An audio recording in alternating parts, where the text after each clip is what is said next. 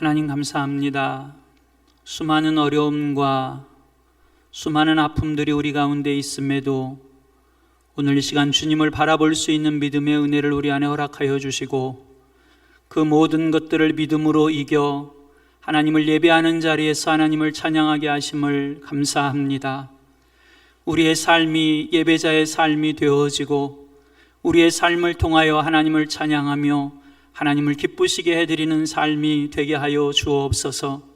수많은 환경들이 우리 앞에 장애물로 놓일지라도 하나님의 자녀다운 믿음의 사람다운 삶을 통하여 믿음의 열매를 맺어가게 하시고 하나님의 기쁨이 되어 이 땅 가운데서 하나님의 영광을 나타내드리는 삶이 되게 하여 주옵소서.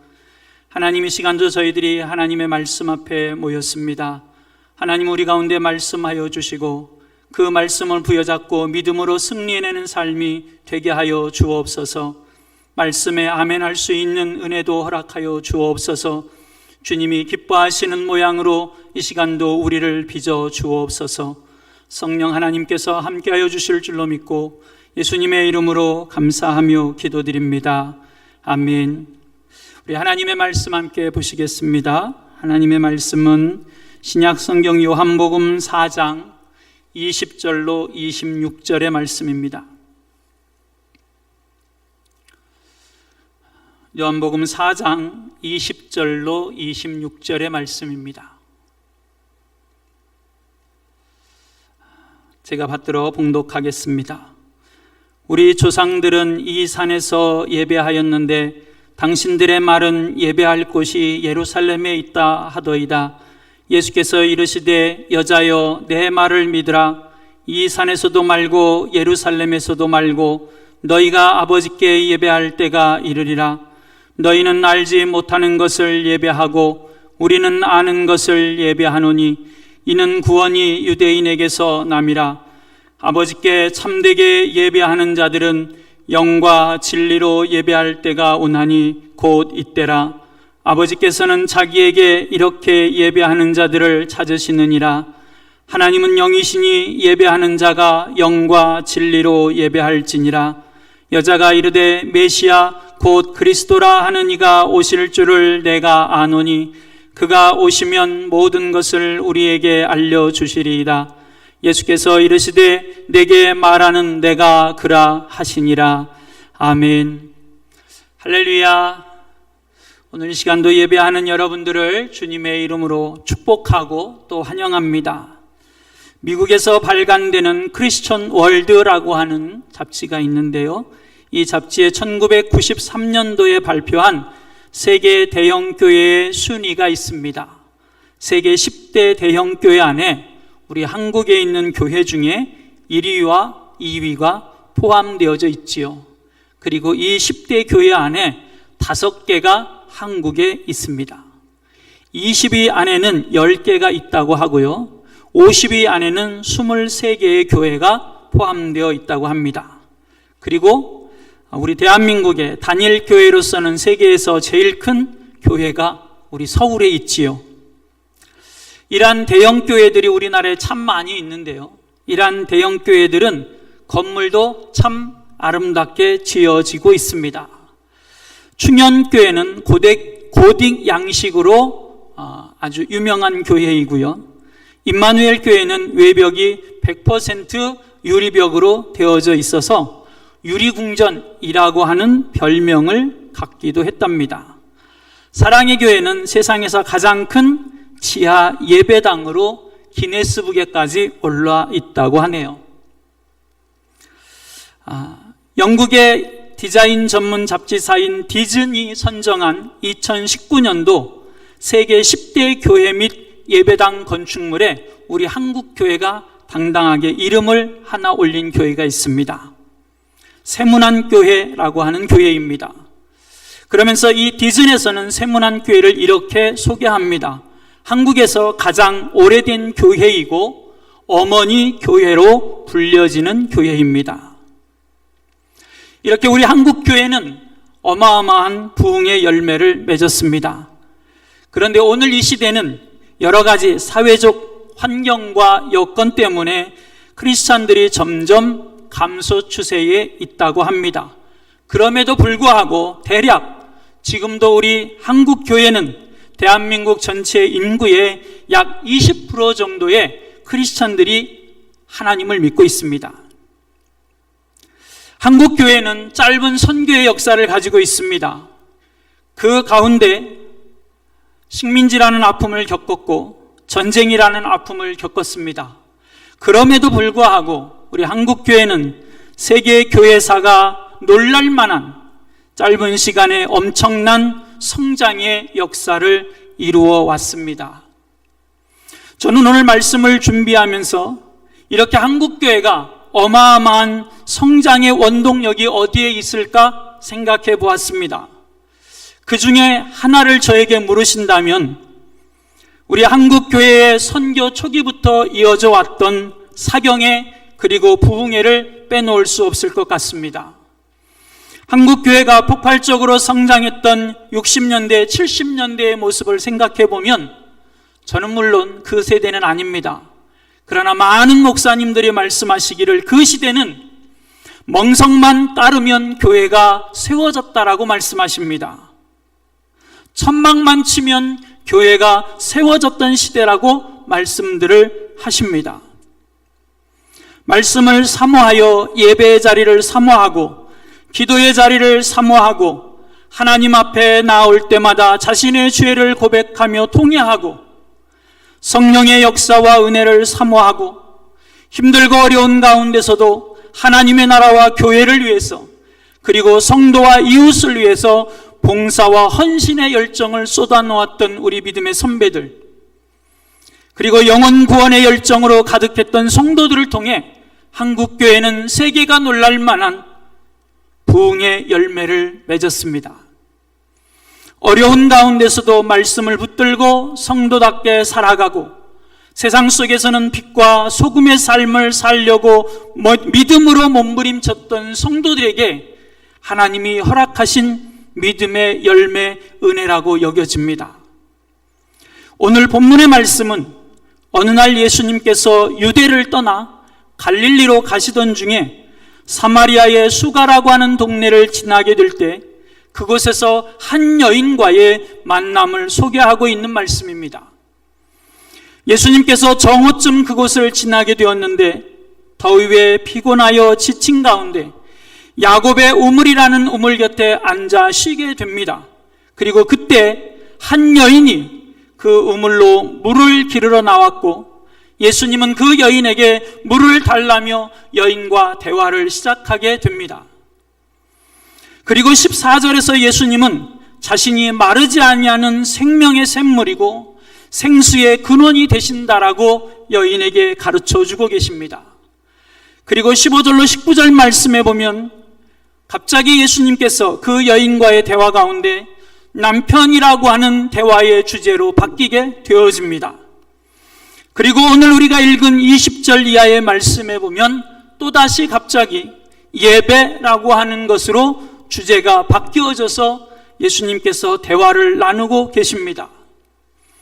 20절 말씀에 보면 남편에 대한 이야기를 하던 여인이 자신의 지난 과거 혹은 남편에 대한 이야기를 하는 것이 창피했는지 아니면 예수님이 범상한 인물이 아니라는 것을 그가 발견하고 깨닫게 되어서 자신이 궁극적으로 갈급해하고 있는 것이 무엇인지에 대한 답을 듣고 싶었는지 그 이유는 정확히 알 수 없지만 이 여인은 예수님에게 이렇게 질문합니다.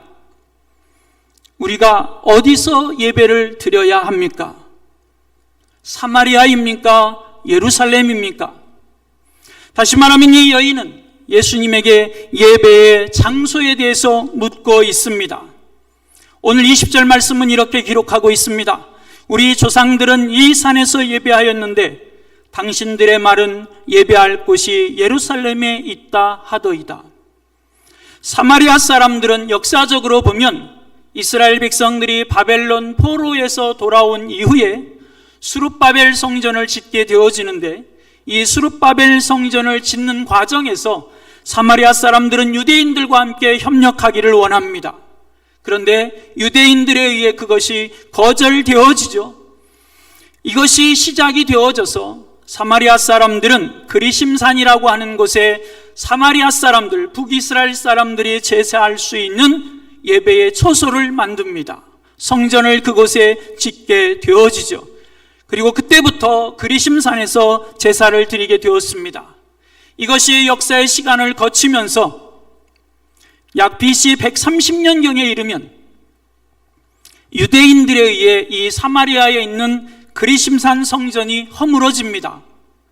그럼에도 불구하고 사마리아 사람들은, 북이스라엘 사람들은 이 그리심산이 축복의 산이라 여겨져서 여전히 그곳에 모여서 기도하는 기도의 초소가 이 그리심산에 있었습니다.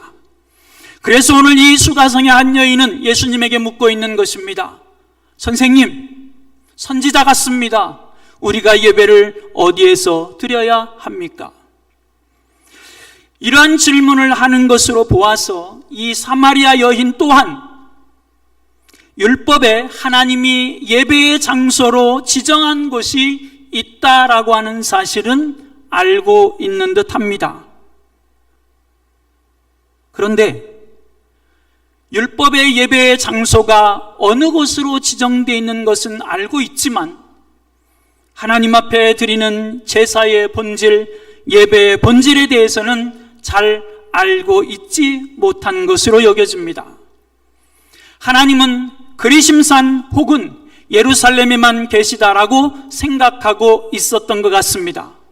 그러나 하나님은 그리심산에만 계신 분도 아니고 예루살렘만 계신 분도 아니고 성전에만 계시는 분이 아니라 하나님은 온 천지 모든 곳에 계시는 분이라고 하는 사실입니다. 사도행전 7장 48절로 49절 말씀에 보면 이렇게 말씀합니다. 지극히 높으신 이는 손으로 지은 곳에 계시지 아니하시나니 선지자의 말한 바 주께서 가라사대 하늘은 나의 보좌요 땅은 나의 발등상이니 너희가 나를 위하여 무슨 집을 짓겠으며 나의 안식할 처소가 어디뇨. 오늘 예배의 장소에 대해서 묻고 있는 이 여인을 향하여 21절 말씀에 보면 예수님은 동문서답과 같은 대답을 하고 계십니다. 여인이 예수님에게 물어봤지요. 이 산 그리심산에서 예배해야 합니까? 아니면 당신들 유대인들이 말하는 예루살렘에서 예배해야 합니까? 그랬더니 21절에서 예수님이 이렇게 답하십니다. 예수께서 이르시되 여자여 내 말을 믿으라. 이 산에서도 말고 예루살렘에서도 말고 너희가 아버지께 예배할 때가 이르리라. 하나님께 예배하는 곳은 사마리아 그리심산도 아니고 예루살렘도 아니라고 예수님이 말씀하십니다. 다시 말하면 내가 말하고 있는 그 예배에 대해서 너는 틀린 질문을 하고 있다, 잘못 말하고 있는 것이다 라고 예수님께서 말씀하고 계시는 것입니다. 두 장소 중 하나일 것이라고 묻는 이 여인을 향하여 예수님은 두 곳이 다 아니라고 말씀하십니다. 이것으로 보아 유대인들 또한 이때까지는 예루살렘이라고 하는 장소에 제한된 곳에서 예배를 드렸던 것이 분명합니다. 그런데 오늘 예수님은 이것이 아니라고 말씀하십니다. 장소가 중요한 것이 아니라고 말씀하고 있는 것이지요. 장소에 대해서 구애받지 않아야 되는 때가 온다라고 말씀하고 계십니다. 그리고 신령과 진정으로 영과 진리로 예배할 때가 오게 되어진다라고 말씀하십니다. 이제는 예수 그리스도를 통해서 누구나 하나님께 나아갈 수 있는 어느 특정한 장소가 아니라 예수 그리스도를 통하면 누구든지 하나님께 예배의 자리로 나아갈 수 있게 되어진다라고 말씀하고 계시는 것입니다. 22절 상반절에서도 예수님은 이렇게 말씀하십니다. 너희는 알지 못한 것을 예배한다. 사마리아 여인들을 향하여 예수님께서는, 북이스라엘 사람들을 향하여 예수님께서는 너희는 알지 못하는 것을 예배하고 있다라고 말씀하고 계시는 것입니다. 그만큼 사마리아 사람들, 북이스라엘 사람들, 그리고 오늘 이 여인과의 대화 속에서 예수님은 예배의 무지함과 그리고 그들의 예배가 얼마나 혼돈되었는지를 가르쳐 주고 계십니다.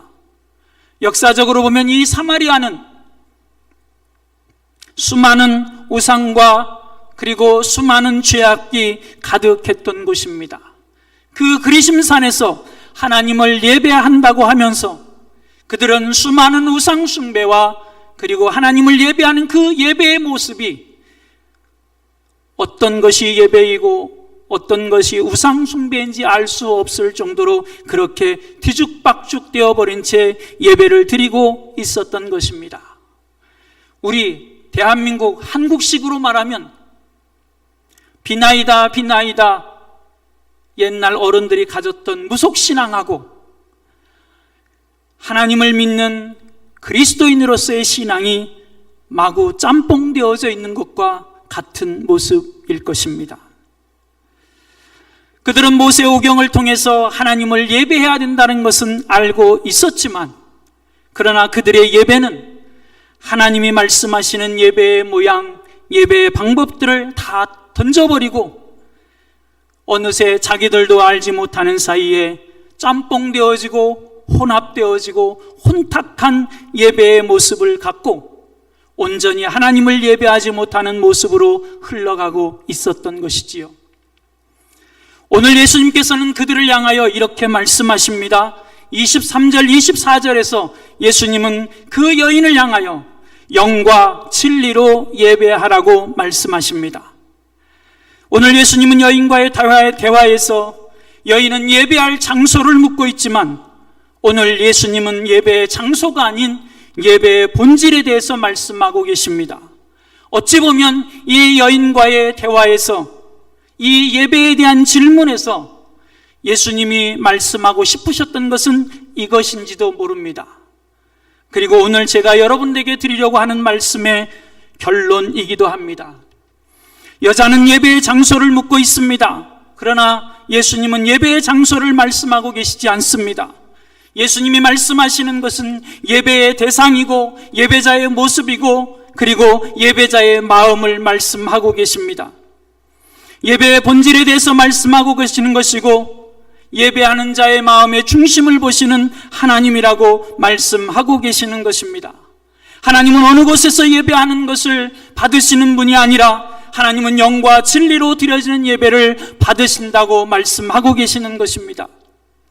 유대인들처럼 예루살렘에서 드렸으니 되었고 성전에서 드렸으니 되었다고 하는 형식적인 예배가 아니라 영으로 드리는 예배, 다시 말하여 마음을 다하여 드리는 예배, 구원의 은혜에 대한 감사와 감격과 감동과 진실함이 있는 예배를 하나님은 받으신다고 말씀하고 계시는 것입니다. 사마리아인들의 예배처럼 이방의 우상 숭배와 혼합된 예배가 아니라 하나님의 말씀 율법을 통하여 가르쳐 주시는 대로 하나님을 멀리하지 아니하고 성전에서 하나님을 향한 하나님이 말씀하시는 하나님의 방법대로 드려지는 예배를 하나님은 기뻐 받으신다고 말씀하고 계시는 것입니다. 예수님은 형식적인 예배가 아닌 하나님을 진심으로 경외하는 마음으로 드려지는 예배, 온 마음과 뜻과 정성을 다하여 드리는 참된 방법으로 예배할 것을 오늘 이 여인에게 말씀하고 계십니다. 예수님이 말씀하시는 예배의 모양은 이런 것입니다. 시편 5편 7절 말씀에 보면 이렇게 말씀합니다. 오직 나는 주의 풍성한 인자를 힘입어 주의 집에 들어가 주를 경외함으로 성전을 향하여 경배하리이다. 하나님만을 온전히 바라보는 예배, 바리새인의 기도가 아닌 세리 죄인의 기도와 같은 회개하는 마음이 있고 두렵고 떨리는 마음으로 겸손한 마음으로 드려지는 예배, 그 마음 안에 거짓이 없는 진실했던 나다나엘과 같은 진실한 마음으로 드려지는 예배, 과부의 두렵던과 같은 내 삶의 전부를 다하여 드리는 예배, 그것이 오늘 하나님이 받으시는 예배라고 말씀하고 계시는 것입니다. 로마서 12장 1절 말씀에 보면 이렇게 말씀합니다. 그러므로 형제들아, 내가 하나님의 모든 자비하심으로 너희를 권하노니 너희 몸을 하나님이 기뻐하시는 거룩한 산 제물로 드리라. 이는 너희가 드릴 영적 예배니라. 전도서 5장 1절 말씀에 보면 이렇게도 말씀합니다.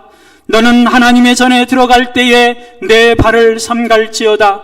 가까이 하여 말씀을 듣는 것이 우매자의 제사 드리는 것보다 나으니 너희는 악을 행하면서도 깨닫지 못함이니라. 이사야 1장 11절에서는 이렇게도 말씀합니다. 여호와께서 말씀하시되 너희의 무수한 재물이 내게 무엇이 유익하뇨? 나는 순양의 번제와 살진 짐승의 기름에 배불렀고 나는 수송아지나 어린 양이나 순염소의 피를 기뻐하지 아니하노라. 구약의 이스라엘 백성들의 제사를 받지 않으신다라고 하나님은 말씀하십니다. 아니, 오히려 제사를 하지 말라고도 말씀하십니다. 제물을 가지고 오지 말라고도 말씀하십니다. 그 제물이 오히려 나에게 역겹다라고도 말씀하십니다.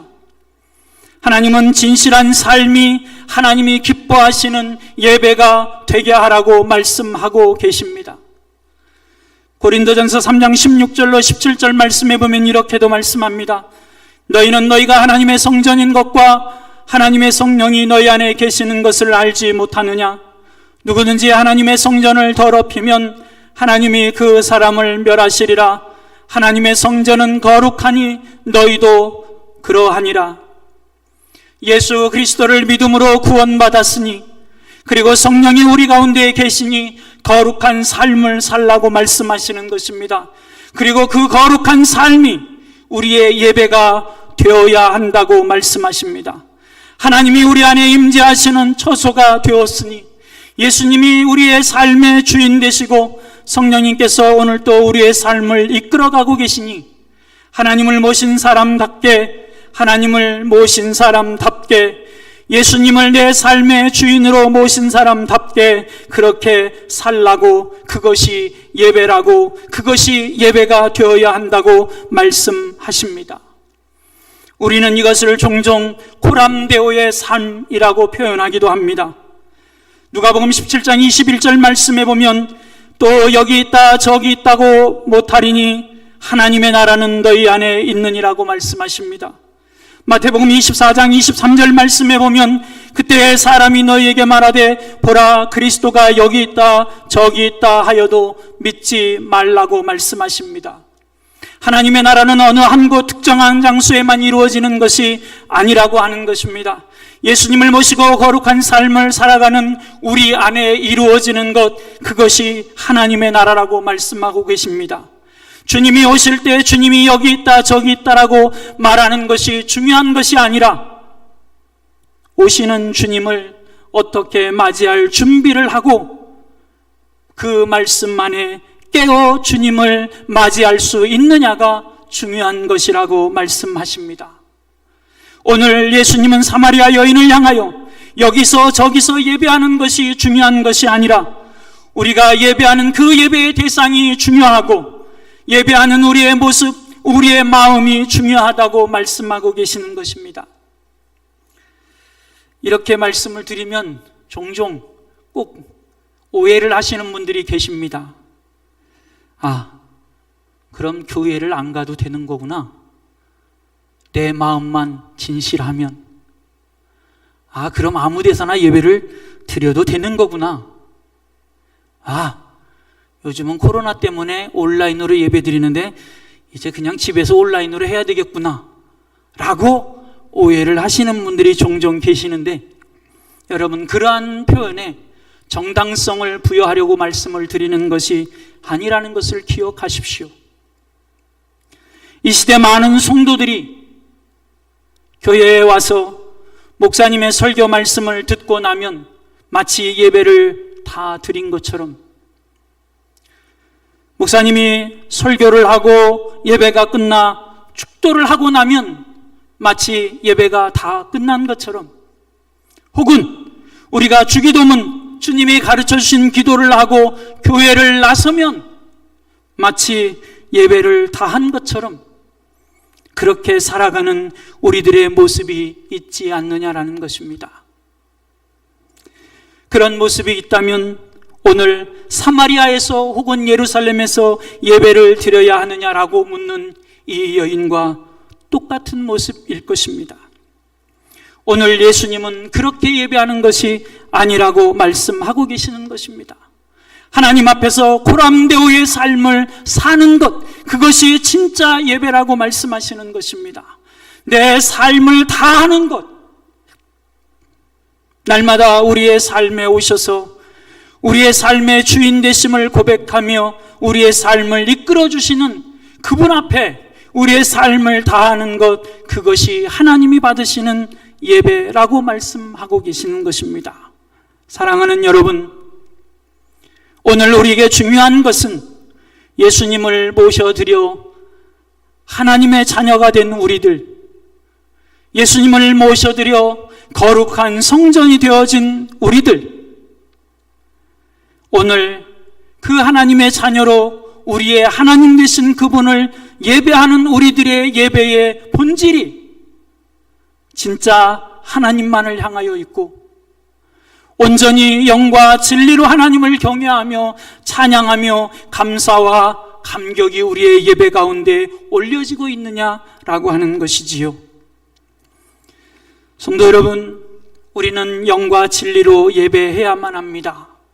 우리의 마음의 중심으로 예배해야만 합니다. 정직하고 진실하게 예배해야만 합니다. 하나님은 예배하는 우리의 중심을 보고 계십니다. 어떠한 예배의 의식, 어떠한 예배의 장소보다 더 중요한 건 오늘 우리가 드려지는 예배, 이것이 하나님을 향하고 있느냐라고 하는 것이고, 우리의 마음과 뜻과 정성과 우리의 삶을 다한 영과 진리로 드려지는 예배냐라고 하는 것이지요. 하나님이 기뻐 받으시는 예배, 영과 진리로 드려지는 예배, 그래서 하나님의 기쁨이 되어지는 우리들, 예배의 성공자들이 되어주시기를 주님의 이름으로 축복합니다. 함께 기도하시겠습니다.